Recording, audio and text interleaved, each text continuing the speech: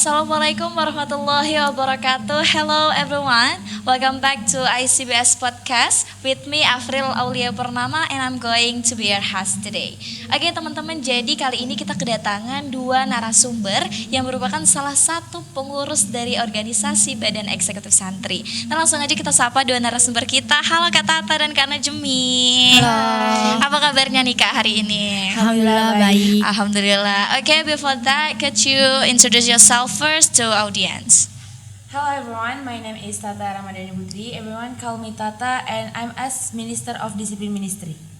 My name is Kaila Najmi Zahra and everyone call me Najmi. I'm as a Vice Minister of Discipline Ministry. Oke, nah itu dia teman-teman. Jadi Kak Tata dan Kak Najmi ini adalah ketua dan juga wakil dari pengurus Badan Eksekutif Santri Divisi Keamanan atau Hankam-nya. Nah oke baik, ngomong-ngomong tentang organisasi Badan Eksekutif Santri nih Kak, udah berapa lama nih Kak bergabung di BES ini? Kalau aku bergabung di BES-nya ini udah sekitar 5 tahun. 5 tahun? Oh berarti udah dari SMP ya berarti di sini? Alumni, SMP di sini, SMA-nya juga di sini. Oke baik, sudah 5 tahun. Kalau Kak Najmi? Kalau aku bergabung di BES itu baru 2 tahun. Baru 2 tahun. Nah untuk di posisi ketua dan juga wakil ini sudah dari kapan Kak? Kalau Satu. aku ya baru Satu. sama. Sama. Berarti dari Satu kelas periode. 12 ini Iya. ya berarti. Oke, sebelumnya berarti menjabat sebagai Sekretaris, kalau aku sekretaris Hankam juga sama. Oke, sekretaris. Kalau aku anggota. Anggota. Oke, itu melanjutkan divisi ini. Kak Tata dari awal itu memang di divisi Hankam. Iya, jadi awal-awalnya aku tuh kan waktu kelas SMP dulu, ya aku daftar tapi nggak langsung di Hankamnya, di bawahnya. Apa tuh Kak? Jadi waktu dulu aku SMP, aku tuh daftarnya kan kami kan HSE nih namanya belum BES. Jadi waktu HSE itu aku daftarnya di bawahnya keamanan. Jadi ada HSE keamanan, tapi di bawahnya itu ada juga lagi namanya tuh Aduyuf. Oke.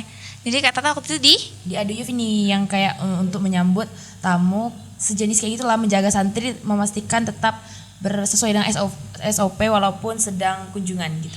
Oke baik. Nah pas kakak lanjut ke SMA nih, itu kenapa nih kak masih memilih untuk lanjut nih di divisi Hankam dari banyaknya divisi? Ada 6 atau 7 ya? Ada 7 kalau sama Ada 7 sama inti. Kenapa tuh kak? Karena kan kalau SMP itu kan udah kena Aduyuf di awal kan. Jadi waktu kelas 9 tuh kami hilangkan nih HSE. Jadi kami langsung lanjut ke BES, Badan Eksekutif Santri. Nah waktu di Badan Eksekutif Santri ini, karena emang Aduyuf itu turunan darinya Hankam, makanya Ustaz langsung bilang, Tata di Hankam aja ya gitu. Jadi aku nih melanjutkan apa yang udah dimulai di SMP gitu. Oke, jadi ya sudah ada pengalaman juga ya sebelumnya. Kalau Kak Najmi kenapa kak milih divisi Hankam? Awalnya aku nggak milih Hankam. Awalnya nggak milih Hankam? Awalnya aku milihnya tuh lingkup. Pas seleksi berkas lulusnya tuh di Hankam sama di lingkup. Oke, 2. Terus pas tes wawancaranya ditanya tentang Hankam, terus aku jawab ya lulusnya di Hankam. Oke, nyangka nggak nih kakak nih bisa jadi ketua dan juga wakil ini? Perasaannya gimana sih kak? Kan amanahnya juga lebih berat ya daripada anggota nih. Kalau aku nyangka-nyangka aja, Nyangka-nyangka aja. karena kan emang kodratnya kalau di sini nih, yang biasanya ya yang jadi minister atau yang jadi ketuanya lagi itu yang paling banyak pengalamannya. Oh iya benar-benar gitu. sih. Jadi antara kami semua kan aku nih yang banyak banget Iya, pengalamannya iya, udah iya. bertahun gitu kan. Ha. Jadi kata Ustazah, sanggup nggak kira-kira nih kalau misalnya Tata yang jadikan ketua? Itu kan emang aku udah ya udahlah nggak apa-apa kan. Lagian udah dari SMP juga nggak mungkin kan. Iya, benar. nggak bakal berat-berat banget gitu. Ya udah. Jadi kak Tata emang udah siap banget nih Udah, juga ya jadi udah ketua. siap banget nih. Oke, kalau kak Najmi gimana kak? Perasaannya? Kalau aku perasaannya biasa aja ya. Soalnya pas mau purna kami tuh dikasih kayak semacam surat. Itu tuh rame-rame dibuka suratnya. Terus tuh ada yang bakal lanjut, bakal pindah divisi, ada yang lulus bersyarat segala macamnya. Terus aku lihat awalnya aku kira aku tuh nggak bakal lanjut lagi karena aku kira surat itu cuma 1, ternyata surat itu ada 2. Pas dibuka 1 lagi ternyata aku dipilih jadi wakil menteri. Oke, nah itu dia teman-teman. Jadi kisahnya Kak Tata dan Kak Najmi ini bisa menjadi wakil dan juga ketua dari divisi Hankam. Nah kalau untuk divisi keamanan ini sendiri itu ada programnya apa-apa aja Kak? Kami itu ada 3 program. Pertama tuh program harian, terus program mingguan sama program sewaktu-waktu. Oke, boleh untuk yang dari harian dulu kali ya, Kak. Untuk program harian kami itu ada mendaur seluruh asrama dan memastikan seluruh santri itu sholatnya di musola. Sholatnya di musola. Jadi salah satu tugas yang pokok banget untuk Hankam adalah mendaur seluruh santri untuk ke musola sholat berjamaah. Jadi waktu terus ada juga announce atau kayak semacam pengumuman, itu biasanya di Istanbul 1 di pusatnya semua pengumuman. Nah di situ kami mengumumkan jadwal santri telah habis berada di luar asrama, jadi masuk kembali. Oh, udah waktunya masuk. Biasanya tuh jam 17.30. Oh, di sore hari. Iya, ya, Kak? sore hari dan jam 9.30 kalau malam. Oke, berarti di sore dan juga malam. Itu untuk program hariannya. Harian. Ya. Oke, kalau untuk mingguan ya? Ya. Apa tuh, Kak? Kalau mingguan tuh ada namanya mahkamah. Mahkamah ini untuk orang-orang yang melanggar peraturan yang ada. Jadi itu kalau misalnya ngelanggar, namanya dicatat dulu, nanti baru dimasukin ke mahkamah. Nah, mahkamah ini satu minggu tuh kami ada 2 kali mahkamah. Hari Selasa sama hari Jumat. Untuk mahkamah di divisihan kami. Ya. Oke, nah untuk kriteria santri yang bisa masuk mahkamah ini kenapa, Kak, dia? Biasanya kalau santri yang masuk mahkamah ini ya biasalah yang nggak taat sama aturan nih. Oh iya, Contohnya terlambat ke musola. Terlambat Jadi ke kalau musola. misalnya di musola tuh ada batas-batasnya, kayak ada tahrim, ada asmaul husna. Kalau khusus Sarah Putri ini asmaul husna pertama. Itu tandanya seluruh santri siap-siap nih untuk pergi ke musola. Nah kalau tahrimnya udah bunyi, nah baru santri harus udah berjalan dari asrama sampai musola. Jadi harus sampai musola sebelum tahrim terlambat. Sebelum tahrimnya habis. Habis. Gitu. Kalau telat dari itu berarti udah dianggap. Berarti udah dianggap masuk mahkamah. Oke. Melanggar aturan. Dan di Haru Putri ini kayak hitungan-hitungan tuh jarang. Kalau hitungan ke musolanya. Kalau misalnya hitungan tuh paling pas hari Jumat siang. Pas zuhur. Karena itu tuh kita kan ada kegiatan mentoring ya. Iya, iya. Jadi itu Dia nggak pakai asma. nggak pakai dan- asma. Oke, berarti khusus dari Jumat. Iya. Nah, untuk mahkamah ini sendiri dia dilakuinnya di mana, Kak, tempatnya? Kalau untuk Fleksibel sih. fleksibel. Soalnya tempatnya kadang nggak dipakai juga kan. Jadi Jadi tergantung di mana tempat yang lagi luang ya bisa di situ. Tapi kalau misalnya untuk umumnya, biasanya mahkamahan kami itu ada di lapangan sekolah. Di lapangan sekolah. Terus kalau nggak salah untuk mahkamah ini juga ada di divisi lainnya ya, Kak? Divisi bahasa. Iya. Atau ada yang lain juga, Kak? Ada kayak ada bahasa, ada hankam, ada juga olahraga. Oh, ada olahraga. Iya. Apa yang membedakan mahkamah-mahkamah ini, Kak? Nah kalau biasanya kan di divisi bahasa nih karena bahasa ya, Iya, iya. jadi mungkin mencatat vocab atau menyetorkan vocab Iya, kayak untuk gitu. hukumannya ya. Iya, kalau olahraga ya paling lari lapangan sesuai misalnya nggak pergi senam gitu kan, itu paling lari lapangan. Tapi kalau khusus hantam kami ini bersih, lebih bersih-bersih ke ngebersihin seluruh komplek gitu. komplek. Oh, bersih-bersih Iya, ya bersih-bersih. jadi untuk hukumannya. Oke, baik. Nah, jadi kan Hankam ini menuntut santri untuk lebih disiplin lagi ya, belajar untuk disiplin. Kalau menurut Kak Tata dan Kak Najmi ini seberapa penting sih, Kak, kedisiplinan itu sendiri? Silakan Kak Najmi. Kalau disiplin tuh pasti penting banget ya untuk kita. Itu tuh yang nentuin tuh kita tuh udah dewasa atau enggaknya. Apalagi kita tuh di pondok. Jadi banyaklah schedule-schedule yang ada di pondok ini. Jadi kita kalau kelewat satu pasti kayak merasa rugi banget kan. Iya, benar sih. Kalau Kak Tata gimana, Kak? Kalau menurut aku ya disiplin itu memakai waktu dengan sebaik-baiknya. Terus juga tanggung jawab nih sama amanah yang udah dikasih. Jadi walaupun di Hankam ini ya itu memastikan seluruh santri itu sesuai dengan waktu. Waktunya untuk ke musola, pergi ke musola, waktunya untuk sekolah gitu. Jadi memanage waktu dan pokoknya menggunakan waktu itu dengan sebaik-baik mungkin. Oke, jadi emang kita harus tahu ya kapan waktunya ngelakuin ini dan itu. Oke, baik. Nah, kalau kayak dari divisi bahasa, nih dia kan punya eventnya. Begitupun dengan divisi lainnya. Kalau dari divisi Hankam tuh juga ada nggak, Kak, megang event apa gitu, Kak? Ada, kami itu biasanya itu tuh lebih ke kayak Hari Guru 17 Agustus ya. Terus satu lagi tuh penyambutan santri baru. Nah, itu apa nih, Kak, tugas dari divisi Hankam ini pada waktu event itu? Nah, kalau misalnya untuk Hari Guru sama hari 17 Agustus itu kan udah pasti banget kan ada upacara. Iya. Hankam tuh tugasnya di situ tuh memastikan seluruh santri ikut upacara dan petugas-petugasnya itu Hankam sendiri yang menyeleksi dan melatih gitu. Melatihnya, oke, memilih ya untuk menjadi petugasnya itu.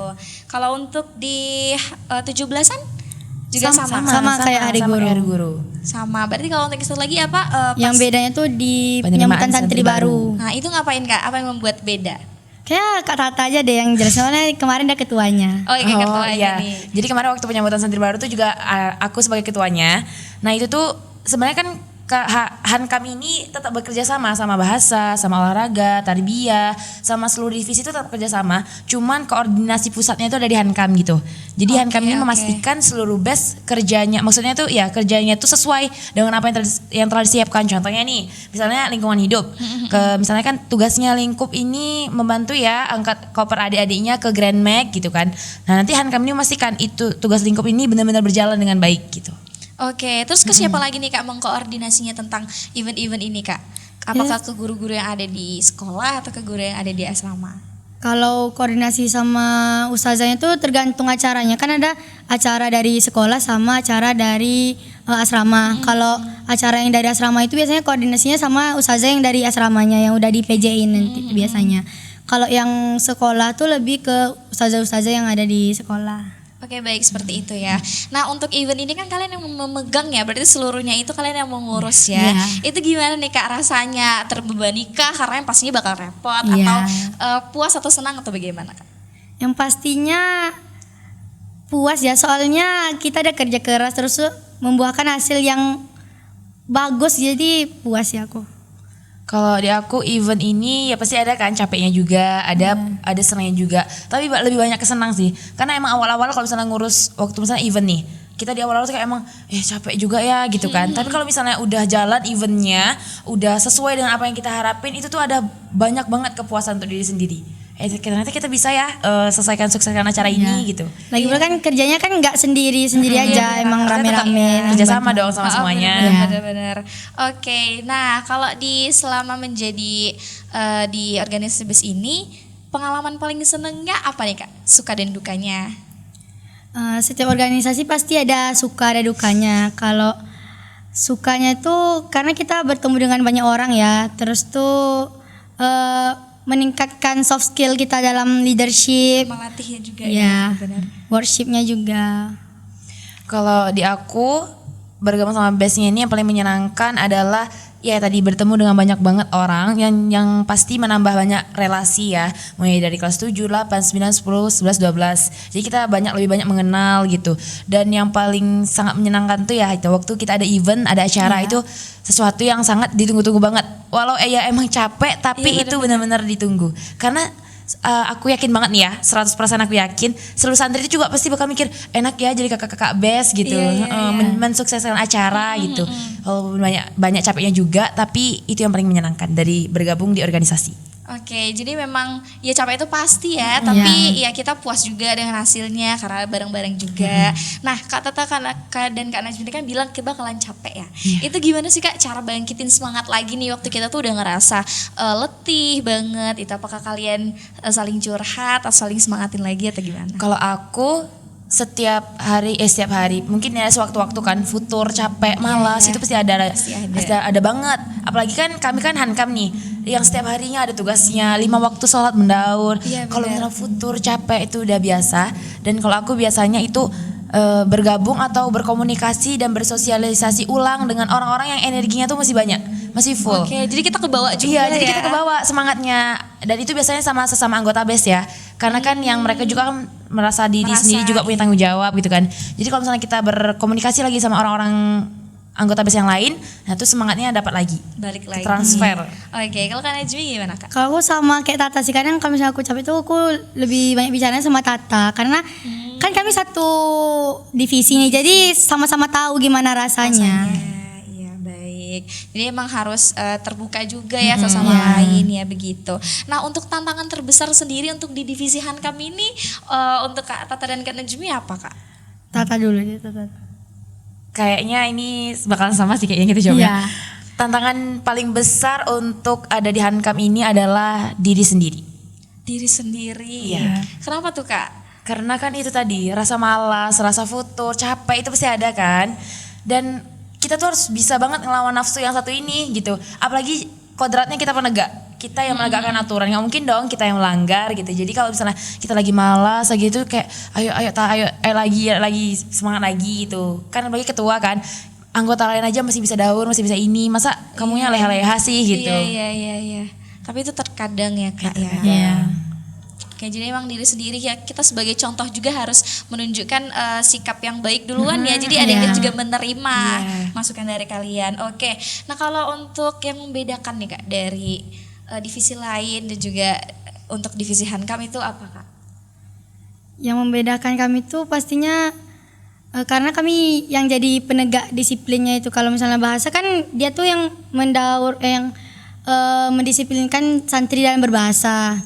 Kalau tarbiyah kan lebih ke di musola ya. Iya. Kalau olahraga memastikan santri untuk selalu berolahraga. Kalau kami tuh lebih ke event-event gitu loh. Terus tuh juga Kalau di perlengkapan, nah kalau misalnya di event nih kami perlengkapan nih. Biasanya kodratnya Hankam tuh selalu perlengkapan. Oh, jadi itu udah tugas pasti ya. karena kami juga banyak jadi tuh Nah, jadi kami kan anggotanya paling banyak nih 15 orang. Jadi ya 14 orang sekarang ya. Sekarang 14 orang. Jadi ya kami yang bertugas perlengkapan gitu. Dan yang menurut aku sih kalau misalnya yang paling membedakan sama batch yang lain tuh ini sih mimik wajah atau kondisi muka atau tatapan waktu kita lagi bertugas. Kenapa tuh emang ya Kak? kalau divisi lain tuh kayak masih bisa senyum, kayak masih bisa bercanda-bercanda. Kalau kami tuh emang mukanya tuh emang harus dituntut kayak gitu lah. Tegas. Pokoknya kayak biar adik itu tuh tahu kami tuh nggak lagi bercanda gitu. Iya. Benar-benar Jadi sih. kan untuk mendisiplinkan nggak mungkin kan kami kayak ya dek ya kayak gitu. Jadi kami kayak iya enggak gitu. Ya ini termasuk nggak Kak bagian dari tantangan terbesar juga sebenarnya. Iya, pastinya iya. Pasti ini ya. Karena kan kalian juga nggak selalunya bekerja ya. Kalau lagi nggak kerja itu juga harus tetap menjaga Kak. Harus. Iya, harus. Iya harus. Soalnya kan gimana pun itu adik-adiknya atau yang orang lain kan santri lain kan bakal tetap melihat kita. Iya, benar sih apalagi ya. kalau misalnya kita pengurus ini kan selalu disorot ya. Iya. Sorot banget. Kelihatan ya. Kita ngelakuin kesalahan dikit aja pasti mereka bakal Iya, lihat mencolok gitu. banget. Mencolok banget. Jadi mereka ya itu kita tetap harus jaga. Yang pasti ya nggak cowaan banget gitu kalau lagi ngobrol sama teman. Itu yang paling berat. Kadang kan teman kan ikut ngejokes gitu kan. Iya, Kita mau ketawa tapi kayak aduh ini ramai. Mau ketawa ke bawah banget gitu kan. Aduh ini ramai. Jadi kayak Najmi kontrol gitu. Iya. Oke, nah jadi itu lumayan susah ya guys ya, lumayan agak menantang ya untuk menjaga kondisi itu, sulit pastinya ya. Oke, nah kalau untuk anggota sekarang nih Hankam ini ada berapa orang Kak? Ada 14 orang. Itu udah termasuk sama kornya. Udah termasuk. Itu terdiri dari kelas berapa aja Kak?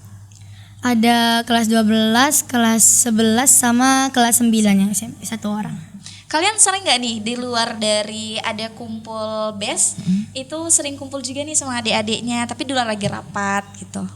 Kalau kayak itu kami paling minimal 2 minggu sekali itu pasti kami ada kumpul. Dan diusahain nih untuk 1 minggu sekali gitu. Oke, biasanya bahas apa nih Kak kalau di luar dari jam rapat? Biasanya tuh kalau misalnya membuka lah, terus tuh evaluasi kerja, terus tuh apa kendalanya. Tetap ada hubungannya ya walaupun di luar dari rapat ya. Tetap yang pasti itu nanya keluh kesahnya kayak jadi kan biar nggak nyimpan sendiri gitu kan. Jadi kalau kami udah di lingkup Hankam doang nih, ya kami bisa mengekspresikan diri kami yang sesungguhnya gitu. Mau ketawa, mau berisik, mau cowaan gimana. Jadi kan itu kan nggak akan keluar juga gitu.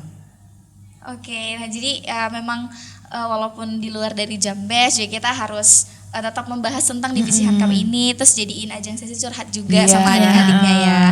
Oke, nah kalian ini kan juga menjadi pengurus tadi kan utamanya, terus juga cara menjaga komunikasi dengan divisi lain agar tidak miskom nih waktu memimpin, atau juga cara menjaga komunikasi dengan ustazah itu seperti apa Kak? Nih aku jawab ya.